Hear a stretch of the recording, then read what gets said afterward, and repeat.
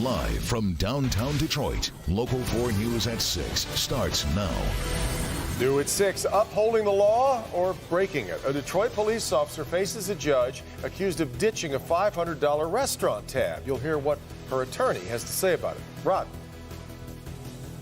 The FBI's looking into Taylor City Hall, but guess what? Taylor City Hall is looking into City Hall as well. Because I'd seen some things that just didn't seem to fit. We'll tell you what one council member finds suspicious. Plus, a Detroit woman hit and killed while riding her bicycle, and that driver kept going. Tonight, her daughter is speaking out and demanding justice. But we start with breaking news out of southwest Detroit, where a wild police chase turns deadly. The chase lasted half an hour. It took both Detroit police and Michigan State troopers on and off freeways, weaving through surface streets, as that driver escaped a number of pit maneuver attempts by the officers. It all came to an end, though, in the area of Fort and Springwells after a third pit maneuver. That driver tried to ram one police officer with the vehicle, and 3 others opened fire. The driver got out of the vehicle with an apparent gunshot wound to his chest. The passenger was killed. We'll hear from another driver who witnessed those terrifying moments.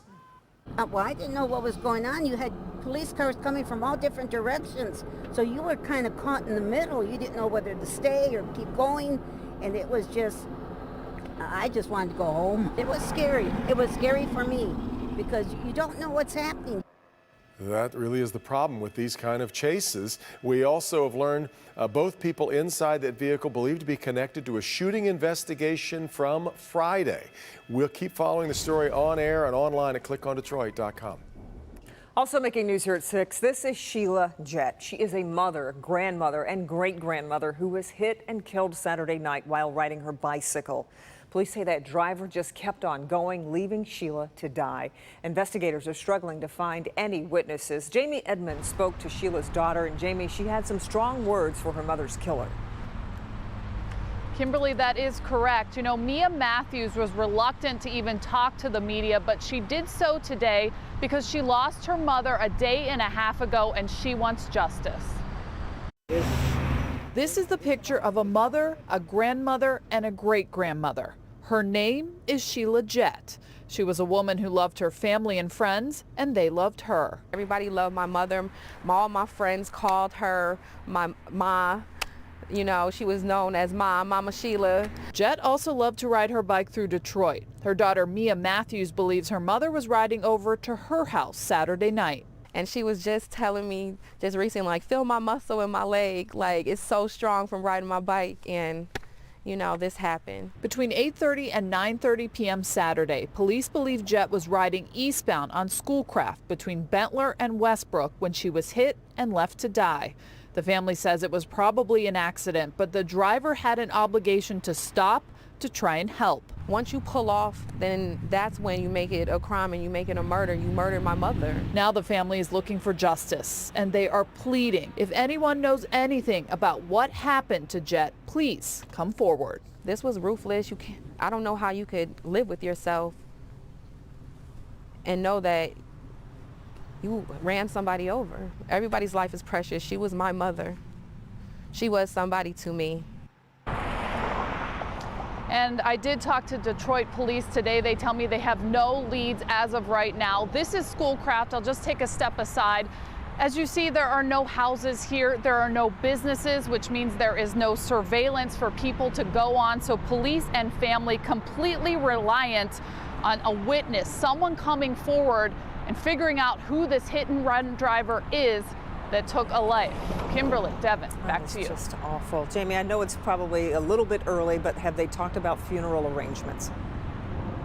Yes, the family is sort of gathering those details right now. They said, you know, there is a GoFundMe page. They would love some help if people are out there. Kindness of their heart. I'll put that on clickondetroit.com. Okay. All right, Jamie, thanks. The Detroit man arrested for allegedly taking a 5-year-old boy from outside his home will soon be released. DeVell Stevenson was taken into custody Friday, shortly after the boy was found safe on Detroit's west side. Detroit police tell us he will be released without being charged, and investigators say the case is now closed. In the wake of the FBI investigation of Taylor's mayor, things are heating up in City Hall, all having to do with the purchase and resale of foreclosed homes. Our business editor Rod Maloney joins us live tonight with a story of a city council member who believes there is more to this than the FBI is letting us in on. Here's Rod. Yeah, you know, Devin, Butch Remick is a city council member. He's also a former cop, and he's got lots and lots of records, including this one for the assigned properties report and an email chain that is a little bit troubling to him.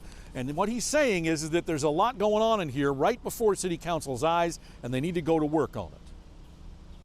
We've seen the FBI combing through the mayor's office, his home, and also a company called Realty Transitions offices. And Councilmember Butch Remick believes there's more smoke here, and that the feds probably aren't going to be watching the small stuff. As a councilman, it's still my position that I still have to help run this city and make sure that it doesn't continue any further. But he says it's big stuff to him. Here's what he's talking about. These two rundown homes in this newly refurbished church in Taylor were on a list of 13 properties the city bought out of county foreclosure and gave Realty Transition the job of getting them off the books. A couple of weeks ago at a community development hearing, Realty Transition's executive Daniel Stockrum admitted to Council President Tim Woolley on the right here that those homes were not properly transferred the way the contract reads. The city brought us four people to assign it to, set assign it to. Well, one more quick question. You realize you're voiding your own contract by doing that, correct? Well, we do this subject to the city's instructions. This shouldn't have never been done to begin with. It was never brought to council to authorize this. And more troubling is the fact that the program manager, a guy by the name of Jeff Baum in the back corner here, is not answering council questions. You telling us that you can't talk to us because somebody told you not to is unacceptable. Right, and that instruction is right here. They're saying basically they want to have them talk to the attorney. Lots of questions here about a mentoring program that's involved with this that apparently nobody knew about until the very end. And so Remick is saying, look, we got to look into more of this, and he's fighting hard now to see if they can figure out a way to maybe do more investigation into it, and the council may take that up tomorrow night. Devin, back to you. Change that meeting, Rod. But so what are we hearing from the other side? Okay, well, let's go down the list. I called the mayor's office. They said he was in a meeting all afternoon.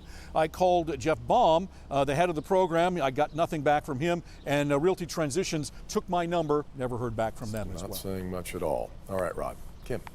A semi-rollover crash blocked off a major on-ramp to I-94 early this afternoon in the area of I-94 and State Street over in Ann Arbor. And at this hour, it's still down to just one lane. And just hours before the crash up in Macomb County, traffic was slowed to a crawl after a semi slams into multiple vehicles on Hall Road near DeQuinder. Fortunately, no serious injuries reported in either of these crashes, but it's part of a concerning, much larger pattern of accidents involving semi-trucks throughout the state and the country. But now Michigan State troopers are doing something to put a stop to these crashes and to curb aggressive driving altogether. Kim DiGiulio has a story. With so many commercial vehicles that travel along I-94, it can be an extremely dangerous freeway if you're not focused on your driving. That's why Michigan State Police have launched a new campaign this week to help keep drivers focused and safe.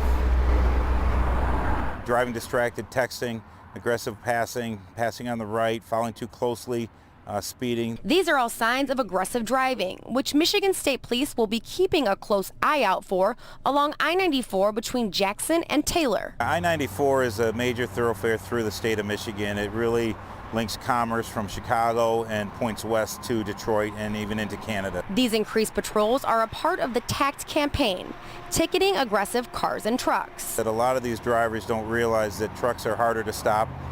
They're heavy, they take a lot greater distance to stop. The TACT campaign was started as a result of an increased amount of crashes over the past 5 years involving commercial vehicles. Give trucks plenty of room when passing, maintaining a safe speed to stay out of their blind spots. And don't tailgate. Ads like this will air on local radio stations, and you'll see billboards along I-94 to increase awareness of the TACT campaign. The campaign starts today and lasts for 2 weeks between Monday and Friday, June 3rd to 7th, and June 10th to 14th, between 6 a.m. and 10 p.m. While police will be watching for drivers putting truck drivers in danger during this time, they're also going to be keeping a close eye on the 6,000 to 8,000 trucks that pass through this stretch every day as well. Our officers look for truck drivers with improper lane use and proper passing. Now, the whole goal of this campaign is not just to write tickets. Ultimately, it's to eliminate aggressive driving and, of course, prevent any senseless tragedies. Reporting along I-94, I'm Kim DeGiulio, Local 4. A good rule of thumb. I was going to say, one of us has their 18-wheeler license, and it's not me. So what say you? I was just going to say, if you cannot see the trucker's mirrors, he or she cannot see you. So keep that in mind, but not to always be on the side of truckers, of truckers. Truckers are under a lot of pressure to get to the destination and where they have to go. So it's not too. I don't want to make it sound bad, but that they're doing something bad. But the mirror, it works both ways. Exactly right. But in the mirror, I think that's great advice. If you can't see them, they can't see you. Let's check in with Lester and see what's coming up on NBC Nightly News right after our broadcast. Lester joins us live from New York City with a preview. Hi, Lester. Hey, Devin and Kim. Coming up, we'll tell you the business giant is closing all its stores for an hour this week. Horrifying attack in the water. A father jumping in to save his daughter. Shark in the face. Tonight, we've got important safety tips to avoid these predators when your family hits the ocean this summer. Yeah, you think about those tips. What are some of those tips in terms of shark safety? Well, in this case, the experts say the dad did the right thing by hitting the shark in the face. The time of day you swim can be crucial. Also, well, what you happen to be wearing. We're going to walk you through some of that when we see you with a story on Nightly News. What you're wearing, that's interesting. Did not know that. Okay, we'll look forward to talking to you a little bit later, Deb. Isn't that the pitch for the Great Lakes? No salt, no sharks, no jellyfish, no problems. Check your pockets, the couch cushions, and the floor of your car. Somewhere out there is $1 million winning lotto ticket gathering dust. And it's time. The time is running out to claim your reward. Also coming up, a medical breakthrough. Dr. Frank McGeorge is going to tell us more about the drug that is giving new hope to more than 200,000 Americans.